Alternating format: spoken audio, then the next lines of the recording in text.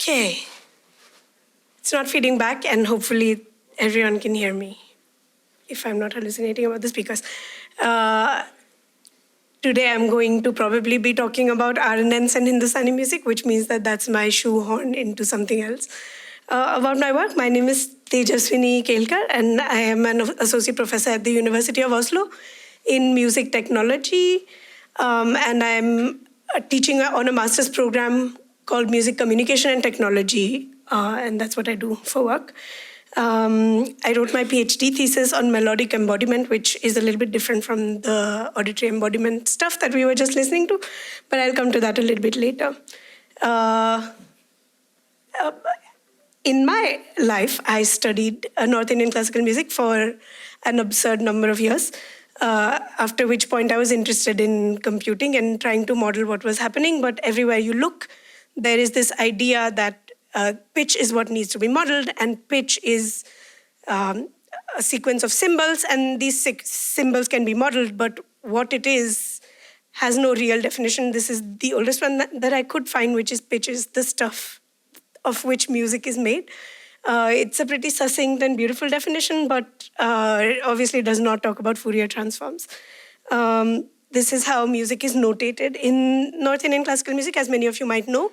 And it's a very symbolic world. So the text of what is to be sung in the khyal is the second line, and the top line is the notes. V.N. Bhatkhande, who developed this notation system, borrowed, of course, heavily from the Western style. So there is also always this kind of conflict of when we're talking about oral traditions and trying to model them using their written versions, which are maybe 100 years old at best, that we need to keep that in mind. So what I was doing with this material initially was trying to build a repository where all of this information could be contained. So I wanted to build a visual, kind of a scrollable map of conceptual ideas within the space of Rag. Because when we're speaking about Rag and the number of types of which there are, there is always this notion of proximity and distance, right? That some rags are more like each other and others aren't. And I was trying to build this algorithm which would map them using a series of only symbolic references with various different features of rag included in them. And within the symbolic world, I was also interested in mapping how other conceptual spaces would kind of lay upon this chart neatly. So I was looking at, of course, timing and the relationships of consonant and dissonant notes to each other, and which of them kind of tend to cluster around each other. And we kind of landed on this thought wheel of which multiple iterations have been shown during this day. But what I was interested in doing with this was not just to the level of being able to map rag on space, but also think about what kinds of relationships we can draw. And I was thinking about this thing called the color wheel that many of you might be familiar with while working with graphic design, which rotates on these ideas of hue, value, and saturation. And I thought it would be a really interesting metaphor for rag map, because one of the things that you can do with color wheels is to draw out lots of different types of combinations of these elements, right? So I was looking at harmonious, dissonant relationships and triangulated relationships and those kinds of things, which then we can find for rag from this rag wheel. So while working within this symbolic space, I got interested in recurrent neural networks, which are composed of recurrent layers. So there are multiple layers within the network, out of which one of them also feeds back into itself. So it's a forward and back propagation where the hidden layers can also have a different time chain composition, which can make kind of things unfold within time. And RNNs are used a lot for sequence modeling, including, for example, genetic sequences and so on, like Gattaca and so on. And I thought that's really nice. We have a conceptual space of from 5 to 12 letters at a time. And it's just kind of this space of letters that rotates around in rag improvisation, right? So you start from small phrases, and then maybe notes get added or subtracted, paused, emphasized this and that. but then they're always notated within these kind of long sequences. So I was trying to model these with an LSTM model for sequential modeling. And there are two kinds of typical problems that arise while trying to do RNNs. This was really popular in way back when, in like 15 and 16, to do text modeling. And the reason that I'm in today's talk approaching sequence modeling through RNNs is because despite LLMs and blah, blah, blah, other technologies of sequence modeling that have come very far, there are these kind of typical problems that still kind of continue to arise. One of them, which is repetitive sequences, and the other one is that things get emphasized that did not need that much emphasis. Also called vanishing and exploding gradients.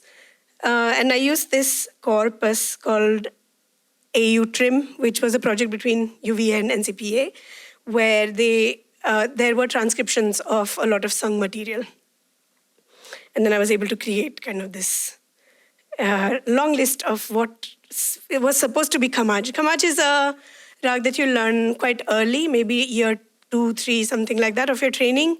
But it's not really that simple to kind of be in this rag. It's a complicated space. And what does it mean to be in a rag? Well, it is kind of just an exclusive property, which means that means that you're not in another rag. And that's really just it.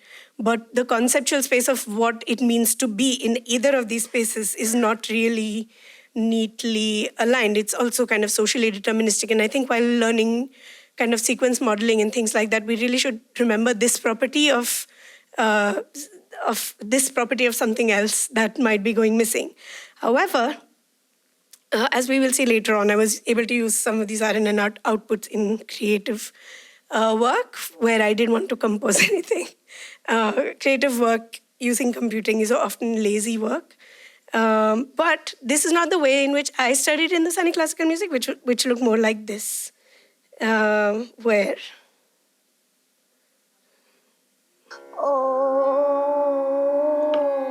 You sat in front of a person.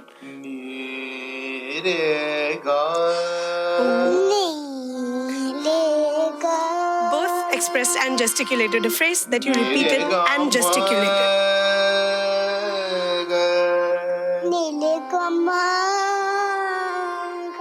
And exactly this aspect of hearing, which is not just related to notes and note timings, is really important to me. So audition is not really just a single sensory. It's not just a singular modality. Of course, as we've seen earlier today, hearing itself is not unimodal itself, on top of which kind of the metaphor of melodic and rhythmic material gets even more complex when it comes to how we react to it with the help of our bodies, as illustrated by air guitar contests and lip sync battles and performances gaining popularity. This is what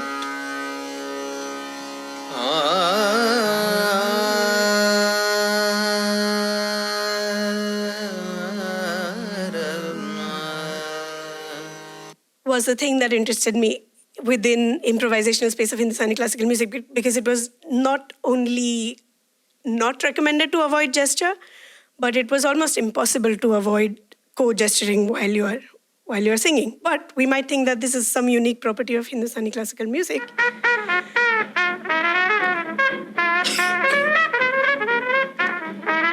But it really isn't. This is an old French impresario, very problematic man. But what I was looking at was something like kinematic modeling, which is used a lot for signature sequence modeling. So I was trying to use these ideas that also appear in early notation. So this kind of clean note-based notation is much later than early notation, which looks like the one on the left, which is, they were called neumes, which were kind of melodic lines drawn on top of words in order to tell people how to sing. But on the right, you can see Tibetan chant notation, which also looks very much like this. And you can hear a Tibetan chant that's probably sung from a piece like this. It's not the same piece anyway. This concept of kind of moving lines also influenced some of the earliest work done in not just Fourier transforms, but music analysis. So at the time of kind of melographs and phonophotography referenced here, where people are trying to really map pitch heights in various ways So what I did was get people in the lab to kind of make a phonophotography by themselves. So if they listened to a melody and then they had to draw what they thought the line went. And here are some examples. The categories chosen are kind of 4 phrase categories, contour categories used in Hindustani classical music, where kind of ascending, descending, kind of back and forth, and stable are kind of the big 4 contour categories that are used in phrase modeling. And why we are talking about phrase modeling, I will come to in a bit. These are some outliers from my experiment. The one on top is someone who played harmonium, for whom their spatial model was very much related to harmonium. And one on the bottom is a child, which, as you can see, the gesturing is much more free and not related to, I don't think they've seen so many graphs in their life yet. They're just 8. So what we did from this was that if you're able to model contour, then can you regenerate phrase information or recreate? I think we've heard about 7 or so times that Rag, what was it? Rag framework is not just about notes, etc., etc. But what is in the framework, right? So I was looking at how to model kind of generated phrase based on contour categories. If you're interested in the math of it, then we were using kind of knotted splines for modeling linear sequences and then trying to regenerate them using some grammar rules. So what notes should be weighted, what notes should be weighted less, what notes can and cannot have stop conditions. So you cannot pause on here, just as we have multiple conditions when you learn improvised music.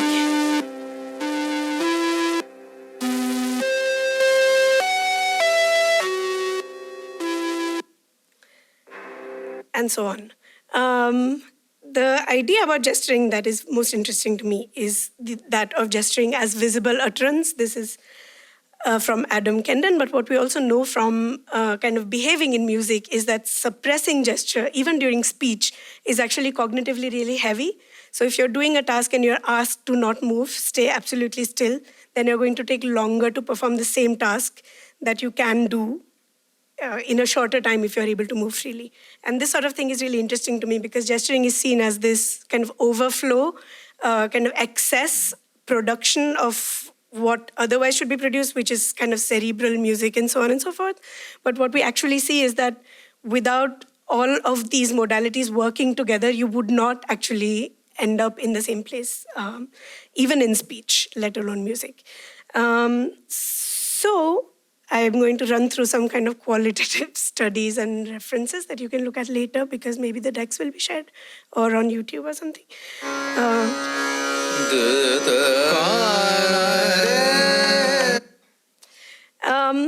So what are the problems to solve with this, right? So what is the kind of modeling issue with this? Well, at the simple level, there is the issue of time scale. So notes are obviously not kind of a representative unit, even though they've been used to write the same music. So what I'm doing now next in my research is using motion capture, which is an infrared camera technology used to capture position markers in kind of laboratory space. That one is a position marker. This is an infrared camera, which both sends and receives infrared light. And when 3 of these cameras look at the same marker, when they're calibrated, they know exactly where that marker is in a local coordinate system. So using this, I kind of picked a set of melodies and got people to kind of act to them. So these are various people kind of performing these melodies.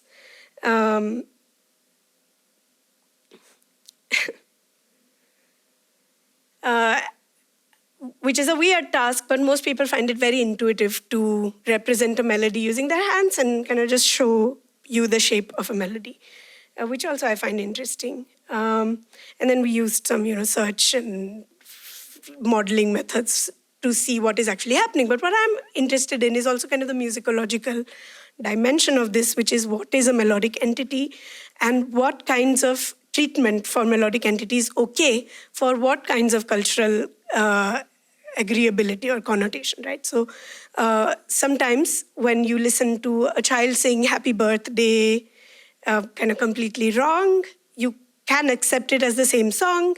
You can accept a very good I don't know, violin player play Happy Birthday in a minor key as the same song in certain contexts. And there is this huge range of various different types of melodic distortions that we're willing to accept as the same melodic entity. However, time scale is one very tricky one, because within kind of a melodic framework, there are various different connotations of what is similarity.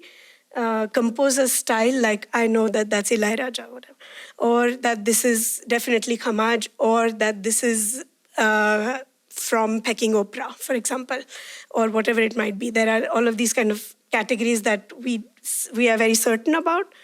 So I'm going to end with showing some applications in performance, because that's how far as I have come with melodic research. But what I want to end up saying is that before we know to model sequences, I think, especially in Hindustani classical music, it is a very useful question to ask sequences of what exactly, and how are they supposed to relate to each other in unfolding time.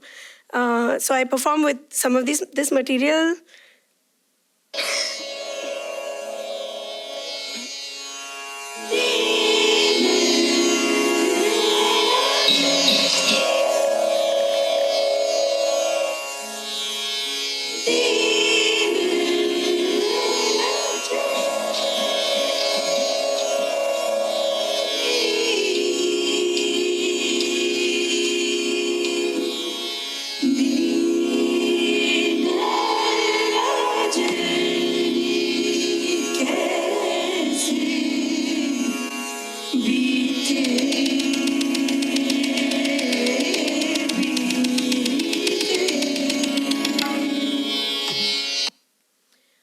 And what I found is that while performing sequences that are kind of neurally generated, the hardest part is actually trying to create music from them, because it's actually far too easy to kind of compose algorithmically, but the hardest part is actually make it meaningful. And if that's not what we learn as musicians, then I don't know what else.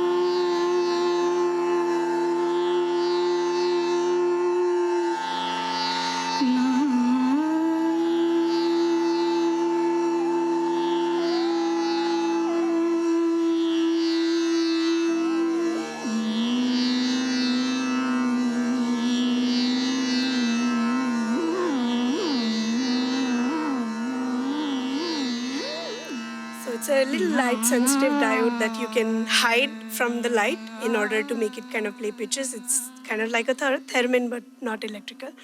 And that's the kind of second voice that you've been listening to. Here are some references. And here's where to find me and the program that I teach on. And now I'll leave for questions. Thank you so much.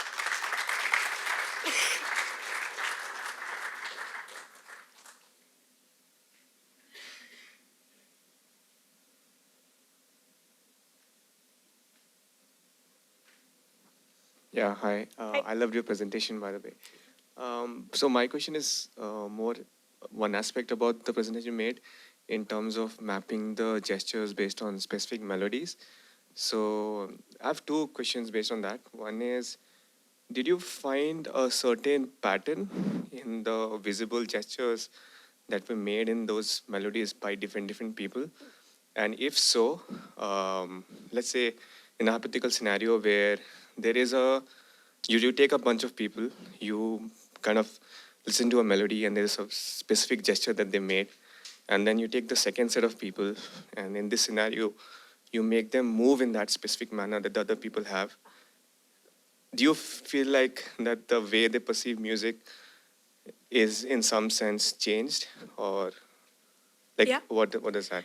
Yeah, I can take the first question really quickly. So those experiments are done in 3 different sets with 32 people in each set. One of them was the sketching one. And then the motion capture one are also 2 experiments with 64 total people who are repeating melody. So there's quite a bit of data. And yes, there are lots of different patterns to see. Some of them are really different. You can find all of them in kind of various papers that I've written. But some most salient properties are that depending upon the phrase of music, kind of the highs and lows of pitches are very different sounding to people, which means that if it's a melody where not much happens, a high note or like that's not even that high, a third in that phrase sounds very elevated as opposed to kind of someone using the entire range of their voice in the same phrase. So things really kind of compress and distort. We also have a paper in Nature Scientific Reports on this and the effect of visual confusion on pitch distortion effects, which you can also find. But so that's question number 1. The second one that you asked was about whether we learn from other people's gestures to kind of map or model or visualize. And I think I have not done this experiment that you were talking about. There is, of course, an infinite number of experiments to be done in music and gesture. But what I do know from practice and performance is that especially performer gestures are very kind of tightly tied into improvisational structure. So oftentimes, kind of specially experienced performers will have very specific ways of moving to music and not moving likewise. And I think that is one of kind of the things that makes performed live music, especially for I can speak for the Hindustani tradition, to be so unique because it's kind of the multimodal reception of the melodic object really shows you kind of a new dimension. I myself find this every time I listen to Ulhas Ka Shakar, that there's just something in the gesturing that lets me know something more about the melody that I don't hear already in audition, right? So that's, I guess, a way of answering the question. Hi.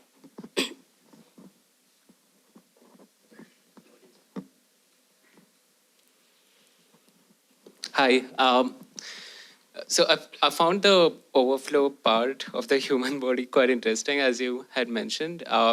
And that got me wondering about the LSTMs and the RNNs. Like, do they overflow as well? And are we not observing them? Is there anything like that? You're aware of, maybe? Well, neural nets do overflow in multiple ways, but they don't overflow in modality, which means that data that you do not put in seldom comes out, right? So especially the form of data that you never put in definitely never comes out.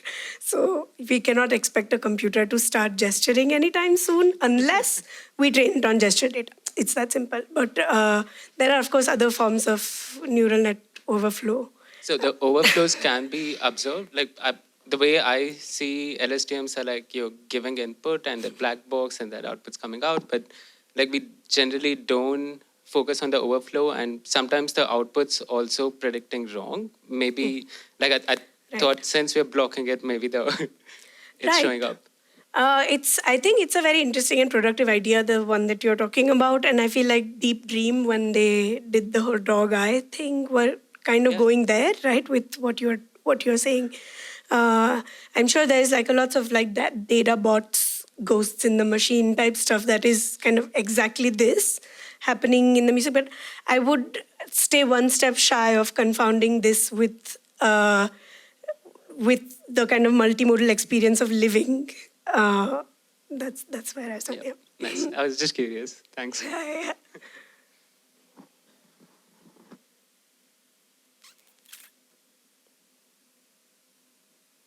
All right. That's it. Thank you very much.